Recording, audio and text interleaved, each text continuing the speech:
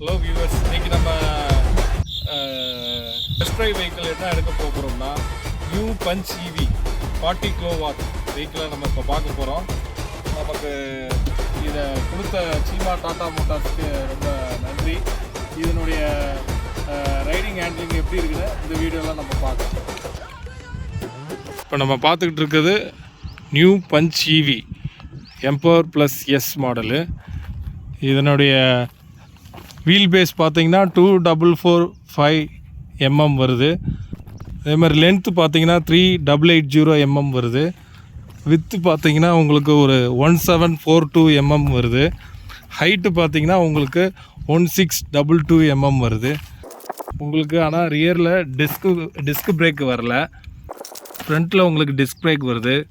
Ground clearance பார்த்தீங்கன்னா உங்களுக்கு வந்து 190 mm வருது.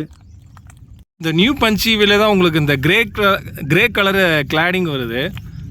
ஃபுல்லாக பாடி வண்டி ஃபுல்லாகவே இது உங்களுக்கு கவர் ஆகும். இது எனக்கு பார்க்குறதுக்கு நல்லா இருக்குது. அதனால் நீங்கள் வந்து இதில் வந்து நீங்கள் ஃபுல் கிரே கலர் எடுத்திங்கன்னா அதுவும் நல்லா மேட்சாக இருக்கும், பார்க்குறதுக்கு இன்னும் ரொம்ப லுக்காக இருக்கும்.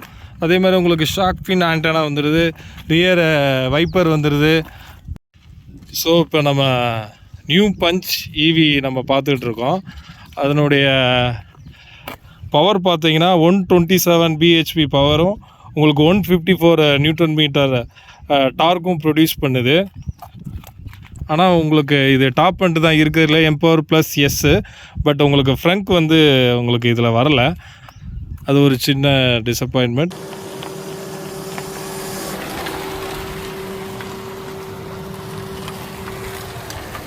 அதே மாதிரி உங்களுக்கு பஞ்ச் இவியில் மட்டும்தான் உங்களுக்கு நல்ல டோர் வந்து 90 டிகிரியில் ஓப்பன் பண்ணோம். அதை நீங்கள் இந்த வீடியோவில் பார்க்கலாம்.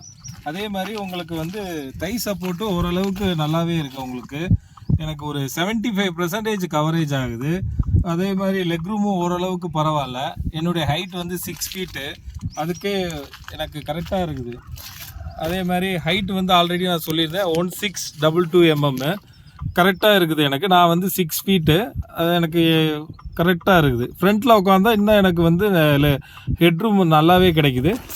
ரியர்னால உங்களுக்கு கொஞ்சம் லைட்டாக டைட்டாக இருக்குது. மற்றபடி ஃப்ரண்ட்டில் உட்காந்தா இதை விட ரொம்ப ஹெட்ரூம் வந்து நல்லாவே கிடைக்கும் உங்களுக்கு. அதே மாதிரி 2 பேர் ரொம்ப நல்லாவே உட்காரலாம். உங்களுக்கு நல்ல ஒரு ஹேண்ட் ரெஸ்ட் கிடைக்குது.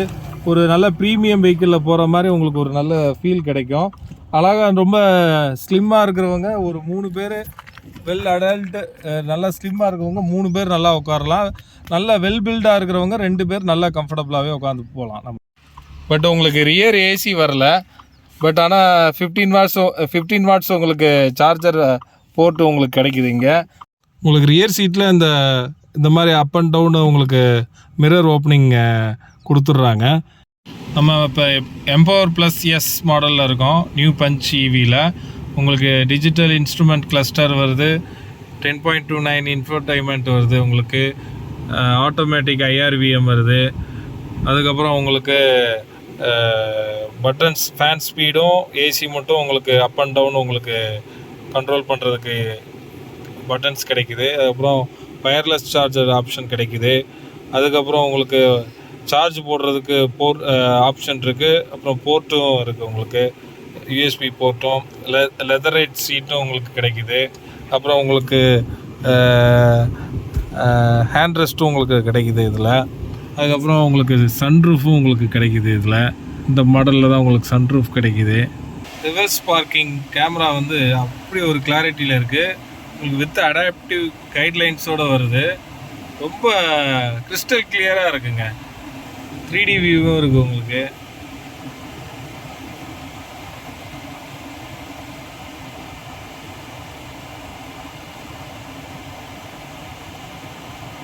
இப்போ நம்ம எக்கானமி மோடில் ட்ரைவ் பண்ணிக்கிட்டு இருக்கோம் பஞ்ச் இவியை. நார்மல் ஒரு நல்ல ரீடிஃபைன்டான ஒரு பெட்ரோல் இன்ஜின் ஆட்டோமேட்டிக் ஓட்டினா எப்படி இருக்குமோ அந்த ஒரு ஃபீலில் இருக்குது. அதே மாதிரி ஸ்டேரிங்க்கும் இதுக்கும் தொடையெல்லாம் தட்டவே இல்லை. உங்களுக்கு இண்டிகேட்டர் போட்டாலும் உங்களுக்கு இன்ஃபோடைன்மெண்ட்டில் நல்லா அது ஒரு கவர் ஆகுது. ஸ்டேரிங்கும் நல்லா ரீசென்டர் ஆகுது, நல்லா கனெக்டடாக இருக்குது ஸ்டேரிங். டெம்பரேச்சர் நம்ம இப்போ 24ல் வச்சுருக்கோம். கொஞ்சம் மாட்ரேட்டான ஏசி கூலிங் தான் கிடைக்குது. நீங்கள் 20ல் வச்சிங்கன்னா நல்லாவே கிடைக்குது. அதே மாதிரி இப்போ நல்ல ஒரு பள்ளத்தில் நான் விட்டேன், நல்லா இருக்குது சஸ்பென்ஷன், ரொம்ப உள்ள இம்பேக்ட் பெருசாக இல்லை, 2 வரலையும் ஓட்டலாம். இப்போ நம்ம ஸ்போர்ட்ஸ் மோடு ட்ரை பண்ணலாம். Sport drive mode activated. நல்லா இமீடியட்டாக ஒரு சர்ஜ் நல்லா கிடைக்குது. பட்டு ஸ்போர்ட்ஸ் மோடில் ரொம்ப தூரம் ட்ராவல் பண்ணிங்கன்னா உங்களுக்கு ரேஞ்சு டவுன் ஆகும். இது வந்து உங்களுக்கு நீங்கள் எக்கனாமி மோடில் ஓட்டினீங்கன்னா உறுதியாக 300 கிலோமீட்டர்லேருந்து ஒரு 340 350 அந்த ரேஞ்சு கண்டிப்பாக கிடைக்கும். அதுக்கான டெமோ வீடியோ உங்களுக்கு முடிஞ்சால் நான் டிஸ்கிரிப்ஷனில் என் நண்பர் விப்ரஜேஷ் போட்டிருப்பார், அதை முடிஞ்சால் நான் அந்த லிங்க்கை உங்களுக்கு இந்த டிஸ்கிரிப்ஷனில் கொடுக்குறேன். ஸோ ஓட்டுறதுக்கு ரொம்ப நல்லா இருக்குது. அதேமாரி உங்களுக்கு இங்கே பேடல் ஷிஃப்ட்டும் வந்துடுது. இது வந்து எதுக்குன்னா உங்களுக்கு ரீஜென்ரேஷன் போர்டு வந்து இன்க்ரீஸ் பண்ணணும்னா இதை ப்ரெஸ் பண்ணிங்கன்னா உங்களுக்கு இன்க்ரீஸ் ஆகும். இது வந்து லெவல் 3 வரையே இருக்குது. ஸ்பீடு பிரேக்கர், இப்போ நம்ம பெரிய ஸ்பீடு பிரேக்கரில் வண்டி ஏற்றுறோம், கீழே உங்களுக்கு கிரவுண்ட் கிளியரன்ஸ் நல்லா ஆடிக்குவேட்டாக இருக்கிறதுனால 190 mm இருக்கிறதுனால உங்களுக்கு எதுவுமே உரசவே இல்லை. அதேமாதிரி ரெடியூஸ் பண்ணணும்னா உங்களுக்கு இதை டவுன் பண்ணிங்கன்னா உங்களுக்கு ரெடியூஸ் பண்ணுறது. பேடல் ஷிஃப்ட் நமக்கு நல்ல ஒரு கன்வீனியண்ட்டான ஃபீச்சராக இருக்குது.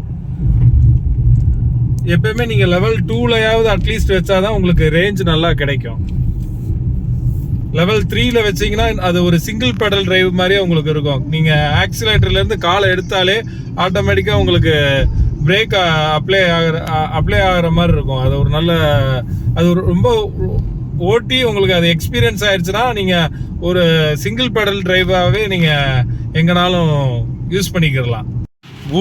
பூட் ஸ்பேஸ் பார்த்தீங்கன்னா உங்களுக்கு 366 லிட்டர் வருது. நல்லா, ஆனால் கொஞ்சம் டெப்த்தாக இருக்குது. அதே மாதிரி உங்களுக்கு பார்சல் ட்ரேவும் வந்துடுது.